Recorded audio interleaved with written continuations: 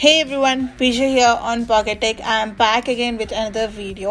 Last night అయితే మనకి Apple అన్లిస్ట్ event జరిగింది. ఈ ఈవెంట్లో టోటల్గా 3 ప్రోడక్ట్స్ని అయితే లాంచ్ చేశారు. ఆ ప్రోడక్ట్స్ ఏంటి, వాటి యొక్క ఫుల్ టెక్నికల్ స్పెసిఫికేషన్స్ ఏంటి, మనకి ఇండియాలో ఎప్పటి నుంచి అవైలబుల్గా ఉంటాయి, వాటి యొక్క ప్రైసెస్ ఎంత అనేది ఈ వీడియోలో నేను ఇన్ డీటెయిల్గా మాట్లాడబోతున్నాను. So let's get started.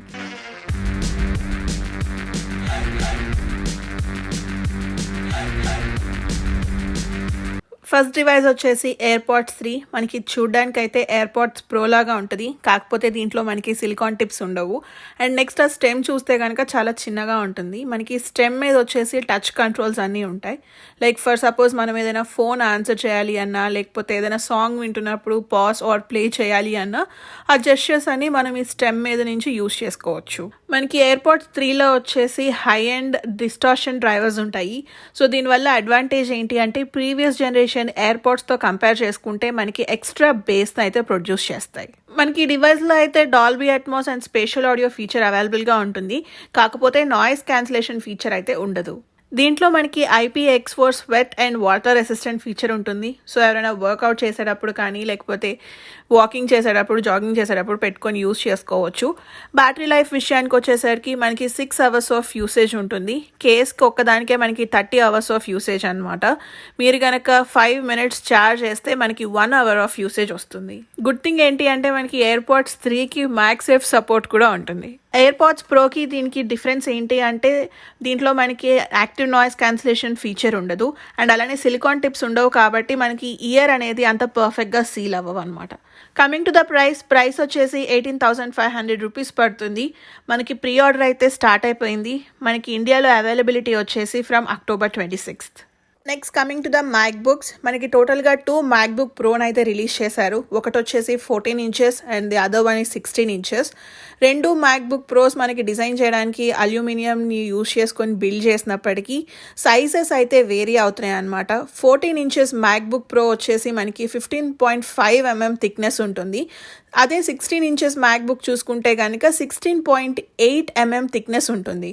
మనకి 2 మ్యాక్బుక్స్లోకి వచ్చేసరికి 50% మోర్ ఎయిర్ సర్క్యులేట్ అవుతుంది అనమాట. సో ఇలా ఎయిర్ సర్క్యులేట్ అవ్వడం వల్ల మీరు ఎంత హెవీ బర్డన్ పెట్టినా కానీ మన మ్యాక్బుక్లో ఫ్యాన్ అంత ఈజీగా ఆన్ అవ్వవు. And also it prevents from the heat. మనకి ప్రీవియస్ జనరేషన్తో కంపేర్ చేసుకుంటే చాలా పోర్ట్స్ని అయితే తీసుకొచ్చారు. దీంట్లో మనకి HDMI పోర్ట్ ఉంటుంది. టోటల్గా 3 USB-C పోర్ట్స్ ఉంటాయి, which has thunderbolt 4 support. And అలానే దీంట్లో మనకి మ్యాగ్సేఫ్ 3.0 సపోర్ట్ కూడా ఉంటుంది, along with SD card slot. అంతేకాకుండా మనకి దీనికి హెడ్ ఫోన్స్ యూస్ చేసుకోవడానికి 3.5 mm జాక్ కూడా ఉంటుంది.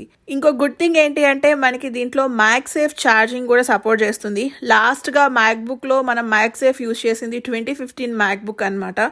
ఆ తర్వాత నుంచి అంతా మనం USB-C యూస్ చేస్తూ ఉన్నాం. Finally MagSafe charger is back in MacBooks. So మనం ఈ మ్యాగ్సేఫ్ యూస్ చేసుకొని ఛార్జ్ చేస్తే మనం మ్యాక్బుక్కి 50% బ్యాటరీ రావడానికి 30 minutesలోనే వచ్చేస్తుంది. అండ్ మనకి కీబోర్డ్ లేఅవుట్ అయితే కంప్లీట్గా చేంజ్ చేసేసారు. మనకి ఆ టచ్ బార్ని తీసేసి ఫిజికల్ స్విచెస్ని పెట్టారు. ఫర్ ద ఫస్ట్ టైం నేను టచ్ బార్ వచ్చినప్పుడు అయితే ఎగ్జైట్ అయ్యాను, కానీ కొన్నాక అసలు ఎప్పుడూ యూస్ చేయలేదు. మీలో అసలు ఎంతోమంది టచ్ బార్ని యూస్ చేస్తారో let me know in the comments. And next ఇవి వచ్చేసి మనకి సిజర్ స్విచెస్తో రాబోతున్నాయి. డిజైన్ పరంగా ఇంకొక చేంజ్ వచ్చేసి మనకి డిస్ప్లేలో జరుగుతుంది. సో డిస్ప్లేలో మనకి సైడ్స్ ఉన్న బెజల్స్ అయితే 24% రెడ్యూస్ చేశారు. అదే టాప్లో ఉన్న బెజల్స్ వచ్చేసి 60% రెడ్యూస్ చేశారు. సెంటర్లో చూసుకుంటే మనకి ఒక నాచ్ కనిపిస్తుంది కదా.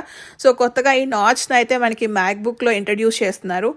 ఈ నాచ్లో అయితే మనకి ఫేస్ ఐడి ఉండదండి, ఫ్రంట్ ఫేసింగ్ కెమెరా మాత్రమే ఉంటుంది, which is 1080p front facing camera. And మనకి ఫ్రంట్ ఫేసింగ్ కెమెరాలో కూడా సెన్సార్ని పెద్దగా చేశారు అని అంటున్నారు. So let's wait and see. 16 inches MacBook డయాగ్నల్గా చూసుకుంటే మనకి 6.2 inches స్క్రీన్ సైజ్ ఉంటుంది. అండ్ దీంట్లో వచ్చేసి మనకి టోటల్గా 7.7 million పిక్సెల్స్ ఉంటాయి. అదే 14 inches మ్యాక్బుక్ చూసుకుంటే కనుక మనకి 14.2 inches స్క్రీన్ సైజ్, దీంట్లో మనకి 5.9 million పిక్సెల్స్ ఉంటాయి. ఫర్ ద ఫస్ట్ టైం మ్యాక్బుక్స్లో మనకి ప్రోమోషన్ డిస్ప్లేని యాడ్ చేస్తున్నారు. So that is going to be variable ProMotion. అంటే మీరు డిస్ప్లే యూజ్ చేసుకొని ఏదైనా వర్క్ చేసుకుంటుంటే మీరు చేసే వర్క్ని డిపెండెంట్గా 120Hz రిఫ్రెష్ రేట్కి వేరీ అవుతూ ఉంటుంది. ఆల్రెడీ మనకి ప్రోమోషన్ ఎలా ఉంటుంది అనేది ఐప్యాడ్స్లో చూసాం, 13 ఐఫోన్లో చూసాం, ఇప్పుడు మనం మ్యాక్బుక్ ప్రోలో కూడా చూడబోతున్నాము. This is good to have.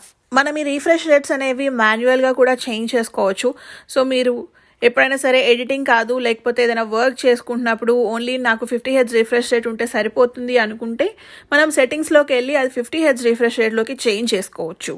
And display పరంగా ఇంకొక మేజర్ చేంజ్ ఏంటి అంటే మనకి ఇవి లిక్విడ్ రెటీనా XDR డిస్ప్లేస్. సింపుల్గా చెప్పాలి అనుకుంటే మినీ LED డిస్ప్లే అనమాట.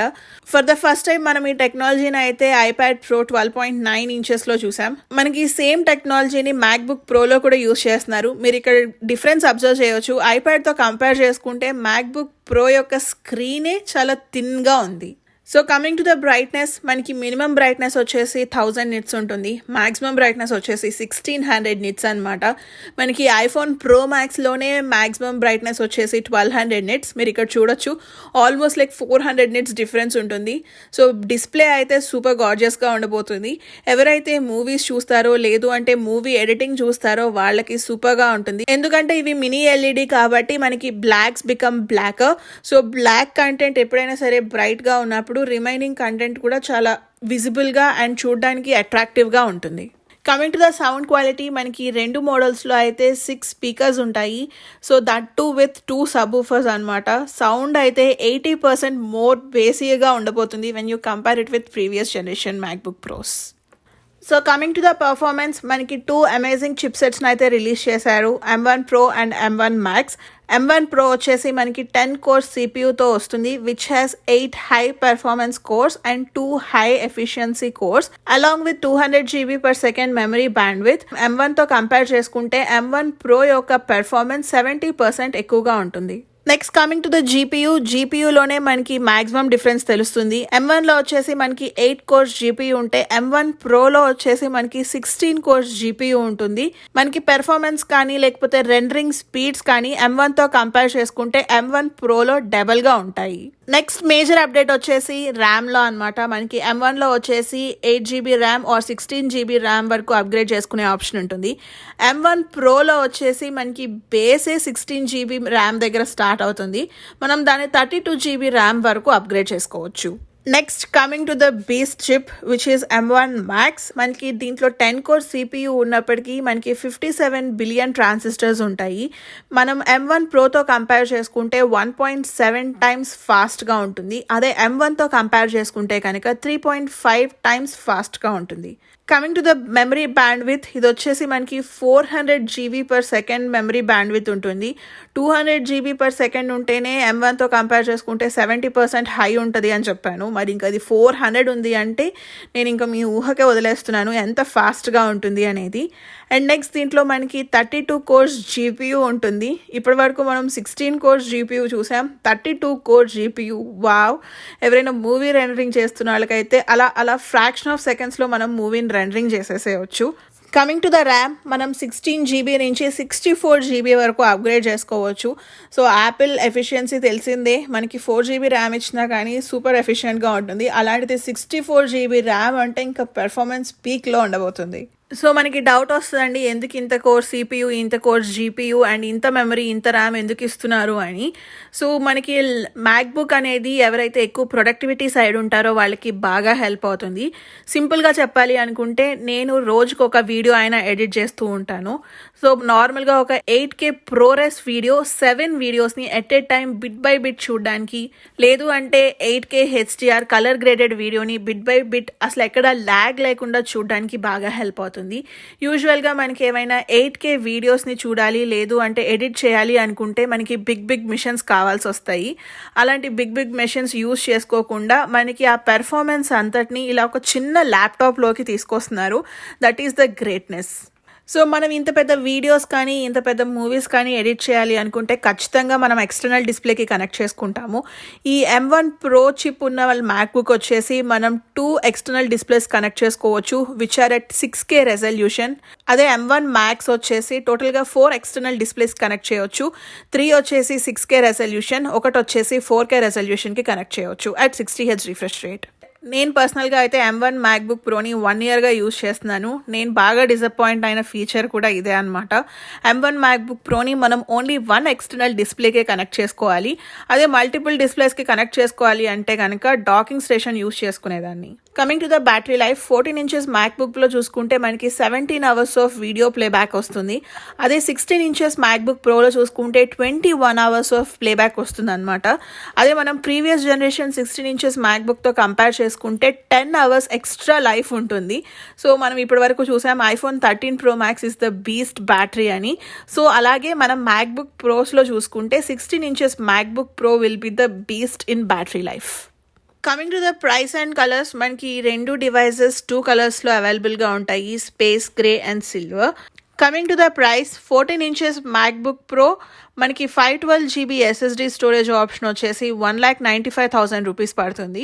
అదే 1TB SSD ఆప్షన్ చూసుకుంటే కనుక మనకి 2,40,000 రూపీస్ పడుతుంది. మనం 14 ఇంచెస్లో కూడా M1 Max చిప్ని సెలెక్ట్ చేసుకోవచ్చు. మీరు దాన్ని చూస్ చేసుకోవాలి అనుకుంటే కనుక మనం యాపిల్ వెబ్సైట్లోకి వెళ్ళి ఇక్కడ సెలెక్ట్ దగ్గర మనకి ఇక్కడ ఆప్షన్స్ చూపిస్తున్నాయి కదా, మీకు ఏ చిప్ సెట్ కావాలి అనేది. సో మీకు ఏ చిప్ సెట్ కావాలి అనేది ఇక్కడ నుంచి సెలెక్ట్ చేసుకోవచ్చు. మీరు చిప్ సెట్ పెంచుకుంటూ వెళ్ళే కొద్దికి మనకి ప్రైస్ కూడా పెరుగుతూ ఉంటుంది. Same with the memory as well, మనం 16GB ఆర్ 32GB ర్యామ్ అవైలబుల్గా ఉంటుంది అని చెప్పాను కదా. లేదు 64GB కావాలి అనుకుంటే కనుక కాన్ఫిగరేషన్ని M1 Maxలోకి పెట్టుకోవాలి. Same with the storage as well, మనకి 1TB వచ్చేసి బేస్ వేరియంట్. మీరు ఎంత ఇంక్రీజ్ చేసుకుంటూ వెళ్తే మనకి ప్రైస్ అంత ఇంక్రీజ్ అవుతూ ఉంటుంది. Coming to the 16 inches model, మనకి 16 ఇంచెస్ మోడల్లో 512GB SSD పర్చేస్ చేయాలి అనుకుంటే కనుక 2,40,000 రూపీస్ పడుతుంది. 1TB స్టోరేజ్ పర్చేస్ చేయాలి అనుకుంటే కనుక 2,60,000 రూపీస్. ఇది కూడా మనం కస్టమైజ్ చేసుకోవచ్చు. మీకు ఎలా కావాలి అంటే మనం అక్కడ సెలెక్ట్లోకి వెళ్ళి మీకు ఏ ఆప్షన్స్ కావాలి అనేది చూస్ చేసుకోవచ్చు. మీరు చూస్ చేసుకునే ఆప్షన్ని బట్టి మనకి ప్రైస్ అనేది వేరీ అవుతూ ఉంటుంది. మనకి 2 డివైజెస్ అయితే out of the box Mac OS Monterey మీద రాబోతున్నాయి. పబ్లిక్ అఫీషియల్ వర్షన్ వచ్చేసి మనకి October 25th రిలీజ్ అవుతుంది. నేనైతే మన ఛానల్లో ఆల్రెడీ మ్యాక్ OS Monterey మీద వచ్చిన లేటెస్ట్ ఫీచర్ గురించి చాలా వీడియోస్ చేశాను. ఆ వీడియోస్ యొక్క ప్లేలిస్ట్ అయితే ఇక్కడ కార్డ్స్ లేదు అంటే కింద డిస్క్రిప్షన్లో యాడ్ చేస్తాను, చూడండి. మనకి 2 ప్రాసెసర్స్ వచ్చేసి M1 రీప్లేస్మెంట్ అయితే కాదండి. M1 వచ్చేసి మనకి బేస్ వర్షన్. అదే మీకు ప్రో వర్షన్స్లో కావాలి అనుకుంటే మనకి M1 Pro and M1 Max అవైలబుల్గా ఉంటాయి. నెక్స్ట్ మీ సైజ్ డిపెండెంట్ని బట్టి మీరు 14 ఇంచెసా లేదు అంటే 16 ఇంచెసా అనేది చూస్ చేసుకోవచ్చు. ఎవరికైతే ఎక్కువ పెర్ఫార్మెన్స్ అవసరం ఉంటుందో వాళ్ళు మాత్రమే పర్చేస్ చేసుకోండి, because they are expensive. So చూసారు కదండి, ఇదైతే ఇవాళ వీడియో. హోప్ మీ అందరికీ నచ్చిందని అనుకుంటున్నాను. If you like this video please like, share. అలానే ఇలాంటి మరిన్ని ఇన్ఫర్మేషన్ వీడియోస్ కానీ లేకపోతే అన్బాక్సింగ్ వీడియోస్ చూడాలి అనుకుంటే please subscribe to Pocket Tech. Thank you so much for watching. Bye.